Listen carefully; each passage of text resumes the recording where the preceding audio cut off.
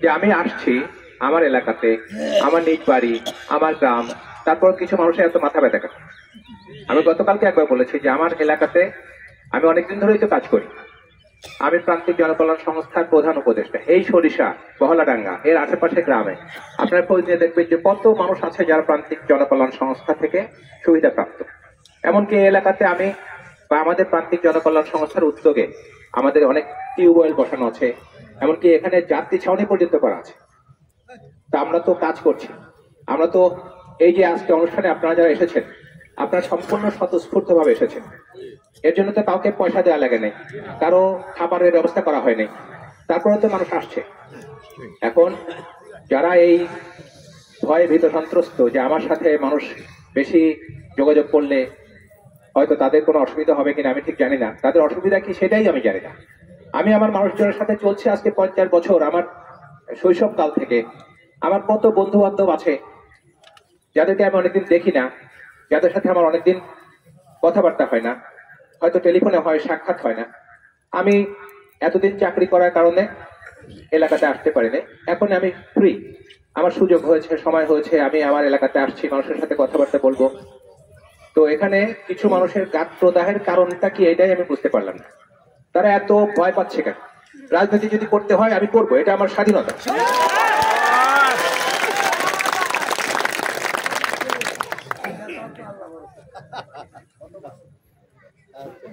যারা রাজনীতি করতে চায় তাদেরকে তো আমি বাধা দিচ্ছি না, তারা করুক, তারা বিরাট জনসভার আয়োজন করুক, লাখ লাখ লোক তাদের জনসভায় যাক, আমার তো কোনো মাথা ব্যথা নেই। সে বিষয়ে আমার কোনো আপত্তি, অনাগ্রহ, গাত্রদাহ কিছুই নেই। আমি এটা বললাম তার অর্থ এই না যে আমি এখনই ঘোষণা দিচ্ছি যে আমি রাজনীতি করব। আমার কাছে যখন অনেক মানুষ ব্যক্তিগতভাবে ফোন করেছেন, অনেকে জানতে চেয়েছেন আমার ইচ্ছার কথা, আমি বলেছি যে সময়, পরিবেশ এবং সুযোগ মতো আমি সিদ্ধান্ত নিব। আমার সিদ্ধান্তের কথা তো এখনই জানাই নেই, এখন আমি কাউকে কিছু বলেই নেই। তারপরে মানুষের এইরকম সমস্যা। আমার এই কয়েকদিন আগের একটা পত্র পত্রিকার খবর নিয়ে দেখলাম রাজবাড়ী খুব মানুষ, রাজবাড়ির কিছু অল্প কিছু মানুষ খুব খুশি। তারা ঘটনা ভালো করে না জেনেই তাদের মতো করে ব্যাপক প্রচার মানে এই না যে ব্যাপক মানুষজনের মধ্যে তারা এটা ছড়িয়ে দিতে পেরেছে। তাদের নির্দিষ্ট হাতে গোনা কিছু মানুষকে দিয়ে তারা এটা প্রচার করেছে এবং তারা বিভিন্ন ভাবে বলার চেষ্টা করেছে যে এরকম আমি বিরাট অপরাধ করেছি কিছু একটা। বাট এটা একটা অভিযোগ, এটা এখন পর্যন্ত প্রমাণিত না। যে কোনো মানুষের বিরুদ্ধে অভিযোগ থাকতে পারে। এবং আমি আবারও বলি, মানে একটা চিঠি বের হয়েছে, যেই চিঠিতে ওই চিঠিতে আমার নাম আছে, এটা তো সত্য, আমি তো এটা কখনো অস্বীকার করছি না, এখনো বলি না। কিন্তু প্রশ্নটা হচ্ছে এই নাম থাকলেই যে একজন লোক অপরাধী তা তো না। তারা অপরাধী কিনা এটা তদন্ত করা হবে। তদন্ত সাপেক্ষে যদি প্রমাণিত হয় তাহলে তাদের শাস্তি হবে, হলে হবে, আমারও হবে, অসুবিধা কি? যদি তারা যেটা করতে চাচ্ছে সেটা যে চিঠি প্রকৃতপক্ষে ফাঁস হওয়ারই কথা, অর্থাৎ এই চিঠিটা স্বরাষ্ট্র মন্ত্রণালয় থেকে বের হওয়ার চিঠি, স্বরাষ্ট্র মন্ত্রণালয়ের চিঠি, যেখানে যাওয়ার সেখানে যাবে। তার মানে এই রাজবাড়ির লোকই কেউ হয়তো এই চিঠিটা নির্দিষ্ট ভাবে কোনো লোক নিয়োগ করে বের করে নিয়ে আসছে, অথবা গোপনে চিঠিটা বের করেছে এবং বের করার পর তারা এটা পত্রিকাতে ফাঁস করেছে এবং ব্যাপকভাবে এটা প্রচার করেছে। তো রাজবাড়ি ছাড়া বাংলাদেশে আরো 63টা জেলা আছে। অন্য কোনো জেলাতে এটা নিয়ে এত তোলপাড় হয়নি, রাজবাড়ি জেলা এটা নিয়ে তোলপাড় হয়েছে। কারণ রাজবাড়ি জেলার একজন মানুষকে তারা টার্গেট করেছে, সেই মানুষটাকে আমি। এবং কিচ্ছু হবে না। এবং এই তালিকাতে আপনারা জানেন 22 জন লোকের নাম থাকা সত্ত্বেও তারা শুধু একজনের ছবিতে এটাকে প্রচার করেছে, আমার ছবি। রাজবাড়িতে আমার বিষয়ে কিছু প্রচার করার জন্য আমার ছবি দেওয়া লাগবে না, আমার নাম বললেও মানুষ চিনবে। আপনারা এখানে অনেকেই কষ্ট করে আমার নামটা বলছেন, আমি আপনাদেরকে একটু কষ্ট কমিয়ে দিই। আমার নামটা বলার সময় এখন থেকে আর এত বড় করে বলা লাগবে না। লেফটেন্যান্ট জেনারেল অবসরপ্রাপ্ত SM মতিউর রহমান জুয়েল। এখন থেকে আপনারা শুধু আমাকে জুয়েল বললেই হবে, বাকি কিছু আর লাগবে না। আমি আগে চাকরি করতাম।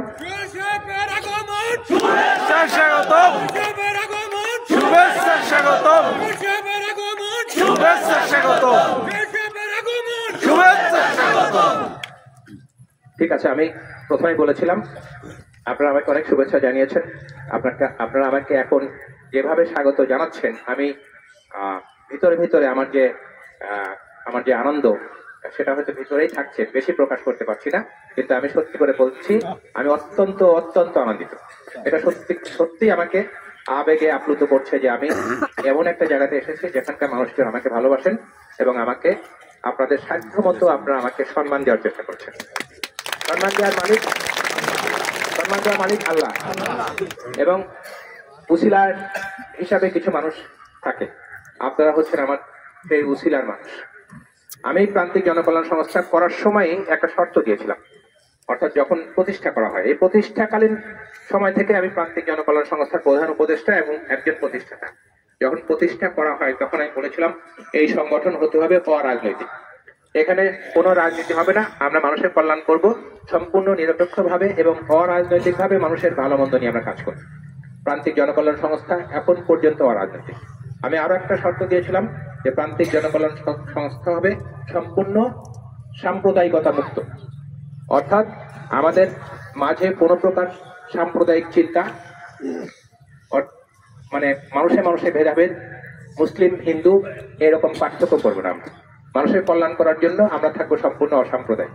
আমি ব্যক্তিগতভাবে মনে করি, স্থির বিশ্বাস করি যে আমাদের যে অবস্থান অরাজনৈতিক এবং অসাম্প্রদায়িক। এছাড়া আরো অনেক কিছু নীতিমালা আমাদের আছে, আমরা আমাদের এই নীতিমালায় এখনো অটুট, এখান থেকে আমরা একটু বিচ্যুত হইনি। আমাদের গতকালকে সমাবেশে যারা ছিলেন তারা শুনেছেন, দু একটা কথা রিপিট করি। আমি এখন এলাকাতে এসেছি, গতকালকে এসেছি, ভবিষ্যতেও আমি আসতেই থাকি। যেহেতু আমি এখন আর চাকরি করি না, আমার ছুটি নিয়ে আসতে হবে না, যখন খুশি যখন ইচ্ছা আমি আসবো এবং আমার এলাকার মানুষের সাথে আমি চলবো ফিরবো, তাদের ভালো মন্দের ভাগী হব, অংশীদার হব, শেয়ার করব। আমি যদি পারি তাদেরকে সাহায্য সহযোগিতা করব যতটুকু সম্ভব। আমাকে নিয়ে অনেক কথা বলা হয় যে আমি অনেক মানুষকে সাহায্য সহযোগিতা করেছি, এটা মানুষ বলে, হয়তো যতটুকু করেছি তার থেকে বেশি বলে, আবার যতটুকু বলে তার থেকে বেশি কিছু আছে যেটা মানুষ জানেই না। অনেক মানুষকে আমি সহযোগিতা করি যে কথা আমি বলি না, শুধু আমি জানি এবং যাকে করি সে জানে। আমি তাদেরকে উল্টা বলে দিই যে এই কথাটা কাউকে না বলার জন্য। আমি বিভিন্ন সময়ে চাকরি জীবনে অনেক জায়গাতে ছিলাম, মানুষ মনে করে শুধু সেনাবাহিনীর সংশ্লিষ্ট কাজেই আমি মানুষকে সাহায্য করছি। আমি সেনাবাহিনীর বাইরেও বহু মানুষকে সাহায্য করছি। আমার চাকরি করার কারণে অনেক বড় বড় বিজনেসম্যান, অনেক বড় বড় শিল্পপতি, অনেক মানুষের সাথে আমি গল্ফ খেলেছি। আমি আর্মি গল্ফ ক্লাবের প্রেসিডেন্ট ছিলাম। আমি Bhatiary golf and country club, বাংলাদেশের খুব নাম করা একটা ক্লাব, সেই ক্লাবের প্রেসিডেন্ট ছিলাম। বাংলাদেশের সব ধনী এবং বড় বড় শিল্পপতিরা ভাটিয়ারি গল্ফ অ্যান্ড কান্ট্রি ক্লাবের প্রেসিডেন্ট।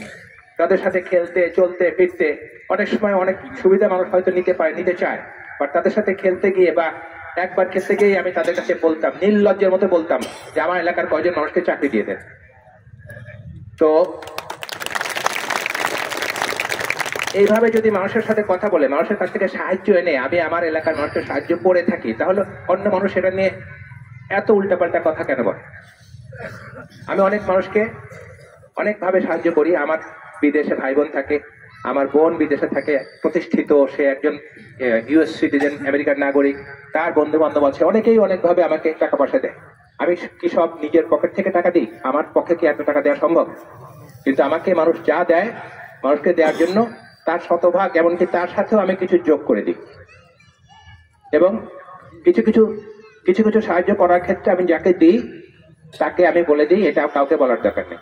আমি নিজে আমার অ্যাকাউন্ট থেকে বা আমার সাথে যারা থাকে কাজ করে তাদের অ্যাকাউন্ট থেকে বিকাশ করে দিই, সেই জানছে।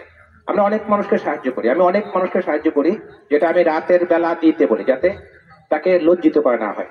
কিছু মধ্যবিত্ত টাইপের মানুষ, অভাবী মানুষ থাকে যারা লজ্জায় জনসমক্ষে কারো কাছে চাইতে পারে না, তাদের ক্ষেত্রে আমরা অত্যন্ত গোপনে তাদেরকে সাহায্য করি যেন কেউ না দেখে। আমরা মানুষকে লজ্জা দিতে চাই না, কাউকে হিউমিলিয়েট করতে চাই না। এখন মানুষ কোনটা কিভাবে নেয়, কোন জিনিস কিসের সাথে মিশায়, এটা তো আমি জানি না, অত খারাপ ভাবে আমি কোনো কিছু দেখি না। কিন্তু এখন দেখতে পাচ্ছি এই রাজবাড়ী জেলার কিছু মানুষ যাদের কথায়, যাদের ভাষায় অশ্লীল, আমাকে কেন্দ্র করে গত এক সপ্তাহ ধরে এই রাজবাড়ির মানুষের বিভিন্ন টেক্সট, বিভিন্ন পোস্ট, বিভিন্ন কমেন্টস, সেখানে আমি দেখেছি তারা যে সকল শব্দ ব্যবহার করেছে, এটা এক অর্থে আমি বলতে পারি যে অন্যায়। আমি শুধু এটাই বলতে পারি যে আমার উপর অন্যায় করা হয়েছে। নিজ জেলায় মানুষ একজন মানুষের প্রতি এতটা শত্রুভাবাপন্ন হয়, আমি জানি না তারা কেন। কিছু কিছু মানুষ দেখতে পাই তাদের বডি ল্যাঙ্গুয়েজ, তাদের আচার ব্যবহারে যে তারা মনে হয় ইতিমধ্যেই এমপি হয়ে গেছে, এবং সেই এমপির ভাব, এমপির চলাফেরা, এমপির যে সকল ডোমেইন, সাম্রাজ্য, সেটা মনে হয় প্রতিষ্ঠা হয়ে গেছে। কেউ যদি এমপি হতে পারে, আমি নিজেও তাকে কনগ্রাচুলেট করবো, তাকে অভিনন্দন জানাবো, আমার তো কোনো সমস্যা নেই। পাংশার এমপি, বালিয়াকান্দি, কালুখালী, পাংশা, এই 3 উপজেলার এমপি যিনি হবেন তিনি আমারও এমপি। তো এমপি হলে তো আমি তাকে বাধা দিচ্ছি না। সে যদি নমিনেশন পায়, তার নমিনেশন সে পাবে, এখানে তো আমি কোনো ভাগ বসাচ্ছি না। গতকাল আমি বলেছি, আমি তো টাকা দিয়ে নমিনেশন নেওয়ার লোক না। আমি এমন এমপি কখনো হতে চাই না, যে আমি টাকা দিয়ে নমিনেশন নিব। বাংলাদেশে এমপিরা নমিনেশন নিয়েছে পয়সা দিয়ে, বহু ঘটনা এমন আছে। যে 2 কোটি টাকা বিনিয়োগ করে নমিনেশন নেয়, সে 10 কোটি টাকা উঠানোর চেষ্টা করে। তো 10 কোটি টাকা যারা উঠানোর চেষ্টা করে, তারা জনগণের সেবা কখন করবে? তারা বরাদ্দ নিয়ে আসে 20 কোটি টাকা, খরচ করে 5 কোটি টাকা, আর যে টাকা খরচ করে সেগুলো সব তাদের ক্যাডাররাই নিয়োজিত থাকে সেগুলো ব্যবহার করার জন্য। তো আমি ওই রকম এমপিও কখনো হতে চাই না, যে এমপি হয়ে আমি জনগণের সেবা করতে পারবো না। এই জন্য প্রথম থেকে একটা কথা বলে আসছি, আপনাদের উচ্ছ্বাসের প্রেক্ষিতে আমি এই কথাগুলো বলছি। আপনারা অনেকেই বলেছেন যে আপনি আসেন, আপনি রাজবাড়ী 2 এর এমপি হন। আমি তখন বলেছি যে আমি পরিবেশ এবং পরিস্থিতির উপর নজর রাখছি। যদি কখনো পরিবেশ পরিস্থিতি অনুকূল হয়, ভালো হয়, একটা সুন্দর এনভায়রনমেন্ট থাকে, আমি চিন্তা করে দেখব। আমি এখন আবার পুনর্ব্যক্ত করলাম, আমি চিন্তা করে দেখব।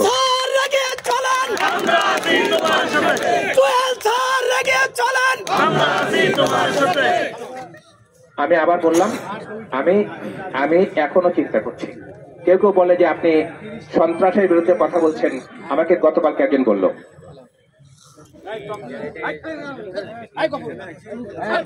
আমাকে গতকালকে একজন বা একাধিক মানুষ, তারা হয়তো আমার ওয়েল উইশার, তারা আমার শুভাকাঙ্ক্ষী, তারা আমাকে আস্তে করে কাছে এসে বলেছে যে আপনি যা বলছেন এই সকল কথা তো খুবই বিপজ্জনক, আপনার তো পরে কোনো ক্ষতি হবে। আমি বললাম কি ক্ষতি হবে? তারা আমাকে মারবে, মেরে ফেলবে? তো বলে যে চুপ করে থাকে। তাই বললাম ভয়ের কিছু নেই। তারা যদি এতটা দুঃসাহস দেখায় যে আমি এলাকা থেকে সন্ত্রাস দূর করতে চাচ্ছি, আমি মাদক দূর করতে চাচ্ছি, মাদকের অপব্যবহার বন্ধ করতে চাচ্ছি, আমি অবৈধ দখলদারিত্ব বন্ধ করতে চাচ্ছি, আমি অবৈধ বালির ব্যবসা বন্ধ করতে চাচ্ছি, এই কথাগুলো বলে আমি যদি কোনো খারাপ কথা বলে থাকি এবং এর জন্য যদি আমার জীবন বিপন্ন হয়, হোক। আমি দেখি তাদের কতটা সাহস যে তারা আমাকে এর জন্য মারবে বা আমাকে হত্যা করার চেষ্টা করবে। কয়েকদিন আগে একটা বক্তব্য শুনলাম একজনের মুখে। উনি বলছেন যে আমরা তো ট্রেনিং এখন আর আমরা করছি না, কিন্তু আমরা এভাবে বলেছি যে আমরা তো অস্ত্র সমর্পণ করেছি, কিন্তু প্রশিক্ষণ তো আমরা ভুলে যাই নাই। আমি এই কথা বলতে শুনেছি একজনকে যে আমরা তো অস্ত্র সমর্পণ করেছি, কিন্তু প্রশিক্ষণ তো ভুলে যাই নাই, এই কথা বলেছে। এটা কাকে উদ্দেশ্য করে বলে আমি জানি না। মজার ব্যাপার হলো, এই কথাটা কয়েকদিন আগে আমি নিজে ভিডিওতে শুনলাম। তিনি বললেন তার 2-3 বছর আগে, গত সংসদ নির্বাচনের আগে আমি আরেকজনকে বলতে শুনেছি অন্য দলের একই কথা, যে আমরা তো অস্ত্র সমর্পণ করেছি, কিন্তু প্রশিক্ষণ তো ভুলে যায়নি। আচ্ছা বলেন, কেউ অস্ত্র প্রশিক্ষণ এগুলো নিয়ে যদি আমাকে উদ্দেশ্য করে কিছু বলে, আমার থেকে বেশি প্রশিক্ষণ করার লোক এই রাজবাড়ী জেলায় কেউ আছে না? এবং আমি যত হাজার মানুষকে প্রশিক্ষণ দিয়েছি, তার থেকে বেশি প্রশিক্ষণ দেয়া লোক এই রাজবাড়ী জেলায় কেউ আছে? এই সকল কথা আমাকে শোনানোর কোনো দরকার আছে?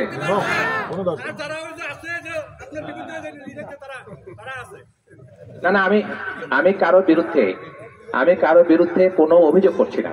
যারা লিখেছে আমার বিরুদ্ধে আজে বাজে কথা, আমি শুধু বলতে চাই যে আমার প্রতি একটা অন্যায় করেছে তা। আমি কিন্তু এই কথা বলি নাই যে আমি তাদের বিরুদ্ধে মামলা করি।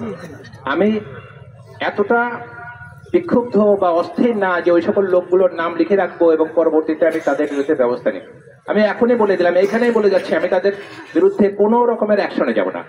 কিন্তু আমি শুধু বলতে চাই যে এই লোকগুলো যে ভাষায় কথাটা লিখেছে, এমনকি একজন সাংবাদিক, মানে আমি দেখলাম অবাক হয়ে, বাংলাদেশের সাংবাদিকরা আগে থেকেই সাংবাদিকদের সম্পর্কে বিভিন্ন রকমের কথাবার্তা হয়। সাংবাদিকদের প্রতি অগাধ সম্মান রেখেই আমি বলতে চাই যে সাংবাদিকদের মধ্যেও কিছু মানুষ আছে যাদের ভাষা এত খারাপ, রীতিমতো দেখলে অবাক হয়ে যেতে হবে। এক কাপ চা নামে এই পাংশাতেই একটা সাংবাদিকদের সংগঠন আছে। তাদের আহ্বানে অথবা তাদের সাথে তারা মানবিক কিছু কাজ করার সময় আমাকে বললে আমিও তাদের সাথে অংশগ্রহণ করতাম এবং এখনো করছি। তো আমি তাদেরই একজন সদস্য। ওই ফোরামে আমি দেখলাম আমার সম্পর্কে অত্যন্ত আপত্তিকর একটা কথা লেখা হয়েছে। একজন সাংবাদিক কিভাবে ওরকম একটা কথা লেখে আমি বুঝতে পারি না। তো যারা এই ধরনের একজন সাংবাদিককে তাদের সংগঠনে রাখে, আমি মনে করি যে ওই সংগঠনের জন্যই সে লজ্জা। এখন ওই এক কাপ চা সংগঠনে আপনারা তাকে রাখবেন কি রাখবেন না এটা আপনাদের। আমাদের এলাকাতে এই প্রতিটি গ্রামে গ্রামে আমি শুনি অবৈধ অস্ত্রের যে ঝনঝনানি, যারা এমপি হতে চায় এবং তাদের কিছু সিস্টার কনসার্ন অথবা তাদের কিছু আজ্ঞাবহ মানুষজনের এইরকম ব্যবহার কিন্তু চোখে পড়ছে। তারা যদি এমপি হওয়ার আগেই এই ব্যবহার করে, এমপি হওয়ার পর তাহলে তারা কি করবে? তা আপনাদের বুঝে শুনে আপনাদের মানে পরবর্তী এমপি নির্বাচন যখন হবে, আমি তো অবশ্যই এখানে বলতে চাই যে এই বিষয়ে আমার কোনো চিন্তা বা পরিষ্কার বক্তব্য আমি এখনো বলে দিচ্ছি না। আমি নিজেও জানি না যে কারা কারা আমাদের ভবিষ্যৎ এমপি নির্বাচনে অংশগ্রহণ করবেন। তবে আপনাদেরকে বলে রাখি, তাদের ব্যবহার দেখে রাখেন এবং কিনে রাখেন। এমপি হয়ে আপনাদেরকে কে সেবা করতে পারবে, কে আপনাদের জনগণের আশা আকাঙ্ক্ষার প্রতীক হবে, তার দিকে খেয়াল রাখেন। আমরা আশা করি আগামী নির্বাচন নিরপেক্ষ হবে, আগামী নির্বাচন সম্পূর্ণ ফেয়ার হবে। বিগত নির্বাচনগুলোর মতো যেমন তেমন নির্বাচন হবে না। সুতরাং যদি একটি শতভাগ নিরপেক্ষ পরিষ্কার পরিচ্ছন্ন নির্বাচন হয়, তাহলে আপনারা যাকে পছন্দ করবেন সেই নির্বাচিত হবে এবং এমন একজন মানুষকে পছন্দ করবেন যারা আপনাদের জীবন মানের উন্নয়ন করতে পারবে, এলাকা থেকে সন্ত্রাস দূর করতে পারবে, এলাকার বিভিন্ন রকমের দখল লুটপাট এগুলো বন্ধ করতে পারবে এবং জনমনে শান্তি ফিরিয়ে নিয়ে আসতে পারবে। গতকালকে আমি বলেছি যে বাংলাদেশের অনেক জেলা আছে, অনেক জনপদ আছে, কিন্তু রাজবাড়ী জেলার মানুষ খুবই হতভাগ্য। এই জেলা মানুষ গত 50 বছর ধরে অবৈধ অস্ত্রবাজদের ভয়ে রাতে বেলা ঠিক মতো ঘুমাতে পারে না। আমি তো বাইরের মানুষ না, আমি এই জেলারই মানুষ। আমি 1971 সাল থেকে শুরু করে 1981 সাল পর্যন্ত এই 10 বছর আমার গ্রামের বাড়িতেই ছিলাম। আমি দেখেছি অবৈধ অস্ত্রবাজদের তাপট, অমক পার্টি তমক পার্টি, বিভিন্ন রকমের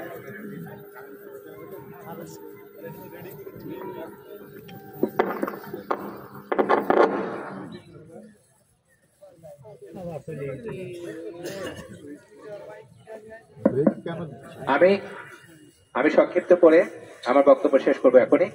আমি বলছি যে গত 50 বছর ধরে রাজবাড়ী মানুষ অনেক রকমের অত্যাচার, অনাচার, নির্যাতনের মধ্য দিয়ে তাদের জীবন অতিবাহিত করছে এবং এই জেলার মানুষের মুক্তি দরকার। আপনারা যদি মনে করেন যে কোনো ত্রাতা বা মুক্তিদাতা আকাশ থেকে এসে আপনাদেরকে মুক্ত করবেন, এই চিন্তা করলে আপনারা ভুলে যান। আপনাদের জনগণ বা জনগণের শক্তি দিয়েই কিন্তু এর প্রতিকার করতে হবে। আপনারা মনে করেন যে অবৈধ কিছু অস্ত্রবাজ, তাদের সামনে আপনারা একদম ঘাপটি মেরে বা নতজানু হয়ে থাকবেন আর অন্য কেউ এসে আপনাদেরকে রক্ষা করবে, এমন হবে না। আপনারা দেখেন না,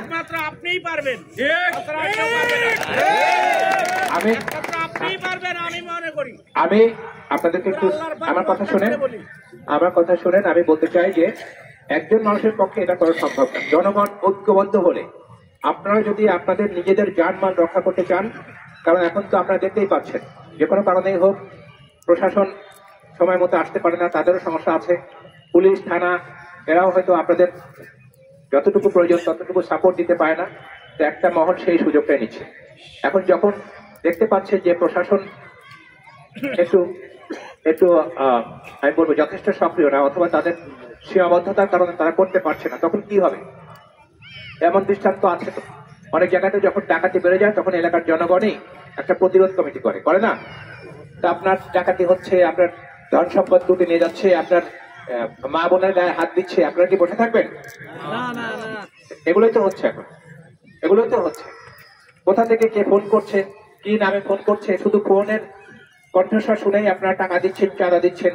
ওই পাশ থেকে কে ফোন করলে একটা নাম বললো, সে মানুষ না জিন না জিনের বাদশা, কিছু বুঝছেন, শুধু টাকা দিয়ে দিচ্ছেন। তো এইভাবে করলে তো আপনারা দিতেই থাকবেন এবং এটা কখনো শেষ হবে না। তা আমি আপনাদের সকলের প্রতি উদাত্ত আহ্বান জানাচ্ছি, আপনাদের ভবিষ্যৎ আপনাদের নিজেদেরই নির্ধারণ করতে হবে।